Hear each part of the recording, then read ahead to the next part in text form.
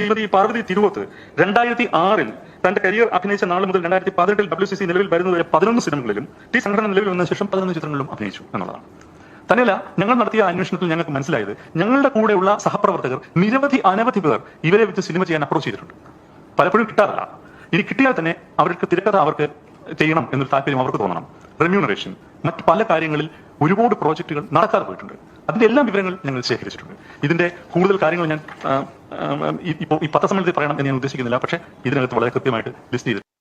Hema committee റിപ്പോർട്ടിൽ പരാമർശിച്ചവരുടെ പേരുകൾ പുറത്തുവിട്ടില്ലെങ്കിൽ നിയമവഴി തേടുമെന്നാണ് FEFKA general സെക്രട്ടറിയായ ബി ഉണ്ണികൃഷ്ണൻ പറഞ്ഞിരിക്കുന്നത്. WCC ഒഴികെയുള്ള സംഘടനകളെ ഒന്നും ഹേമ കമ്മിറ്റി വിളിക്കുകയോ വിവരശേഖരണം നടത്തുകയോ ചെയ്തില്ല എന്നും ബി ഉണ്ണികൃഷ്ണൻ ആരോപിച്ചു. ഹേമ കമ്മിറ്റി റിപ്പോർട്ടിൽ പരാമർശിച്ചവരുടെ പേരുകൾ പുറത്തുവിട്ടില്ലെങ്കിൽ നിയമവഴി തേടുമെന്ന് ഫെഫ്ക ജനറൽ സെക്രട്ടറിയായ ബി ഉണ്ണികൃഷ്ണൻ രംഗത്ത് വന്നിരിക്കുകയാണ്. WCC ഒഴികെയുള്ള സംഘടനകളെ ഒന്നും ഹേമ കമ്മിറ്റി വിളിക്കുകയോ വിവരശേഖരണം നടത്തുകയോ ചെയ്തിട്ടില്ല എന്നും ബി ഉണ്ണികൃഷ്ണൻ ആരോപിക്കുന്നു. ചരിത്രത്തിലെ നിർണായക ഡോക്യുമെന്റാണ് Hema committee report.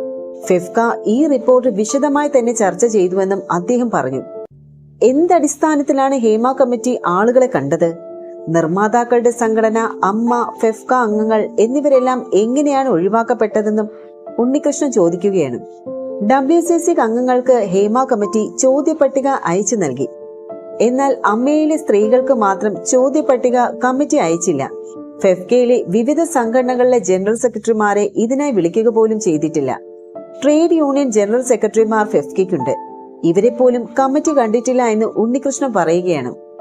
Hema committee റിപ്പോർട്ടിൽ പരാമർശിച്ച പേരുകളും 15 അംഗ പവർ ഗ്രൂപ്പിലെ അംഗങ്ങളുടെ പേരുകളും പുറത്തു വരണം. സാക്ഷികളിൽ ചിലർ പ്ലാൻ ചെയ്തതാണ് 15 അംഗ പവർ ഗ്രൂപ്പും മാഫിയയും. സിനിമയിൽ ഇത് അസാധ്യമാണ്. പവർ ഗ്രൂപ്പിൽ ആരൊക്കെയാണ് ഉള്ളതെന്ന് നിയമപരമായി പുറത്തു വരണമെന്നും ഉണ്ണികൃഷ്ണൻ പറയുകയാണ്. ഓഡീഷൻ നടക്കുന്നത് സംഘടനകളുടെ നിയന്ത്രണത്തിലുള്ള ഒരു കാര്യമാണ്. കാസ്റ്റിംഗ് കോൾ എന്നൊരു പ്രശ്നം ഇപ്പോഴില്ല.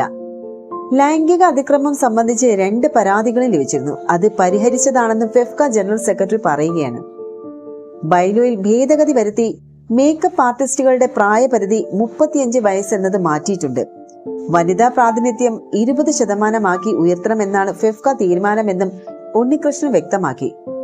WCC അംഗങ്ങളെ സിനിമയിൽ നിന്ന് മാറ്റി നിർത്തിയെന്നും അപ്രഖ്യാപിത വിലക്കുണ്ട് എന്നുമുള്ള വാദങ്ങളെ ഉണ്ണികൃഷ്ണൻ തള്ളി. WCC അംഗങ്ങളെ ആരും സിനിമയിൽ നിന്ന് മാറ്റി നിർത്തിയിട്ടില്ല. നടി പാർവതി തിരുവോത്തിനെ സിനിമയിൽ നിന്ന് വിലക്കിയെന്ന ആരോപണം തെറ്റാണ്. പല പ്രോജക്റ്റുകളുമായി സമീപിക്കുമ്പോൾ പല കാരണങ്ങളാൽ സിനിമ ചെയ്യാൻ അവർ തയ്യാറായിട്ടില്ല.